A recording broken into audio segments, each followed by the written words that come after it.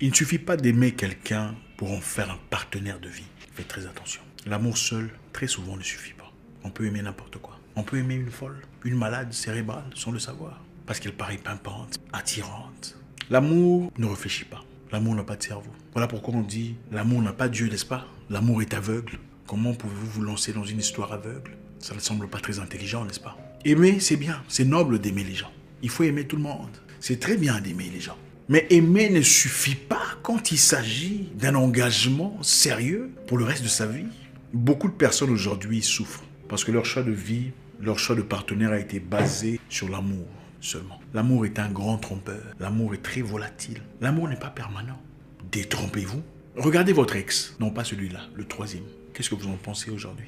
À vomir, n'est-ce pas? Peut-être pas à vomir, mais qu'est-ce que vous en pensez, honnêtement? L'amour n'est pas stable. Ce que vous croyez ressentir aujourd'hui, demain pourrait vous paraître comme la plus grosse saleté de la vie. Alors faites très attention. Quand vous rencontrez un homme dans votre vie, ne vous dites pas « Ah, je l'aime ».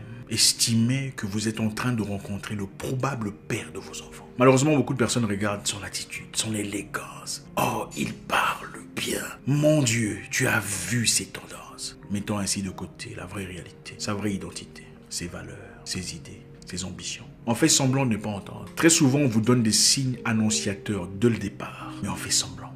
Parce qu'on ne peut pas s'empêcher d'accepter ce qui est devant soi. Si vous êtes une femme et qu'aujourd'hui vous êtes incapable de parler à votre homme, le père de votre enfant, pour telle ou telle raison, enfin parce que vous ne vous comprenez pas, c'est fini entre vous. Arrêtez de dire que c'était un menteur, un voleur, un pervers narcissique, un manipulateur. Assumez votre situation. C'est vous qui avez gaffé. Vous avez mal joué. C'est très facile de dire, voilà, c'était lui. Mais assumez votre part. Posez-vous la question de savoir, comment est-ce que j'ai pu me faire avoir une fois de plus? Ça, c'est la question qu'il faut se poser. Et beaucoup de gens vous diront, ah, il y a des hommes qui jouent très bien leur jeu. D'accord. Mais il n'y a pas de crime parfait. Ça n'existe pas. Sinon, la justice serait inutile. On laisse toujours des traces. Quand une personne vient vers vous, sa vraie identité le réclame, quelque part, dans des très petites choses.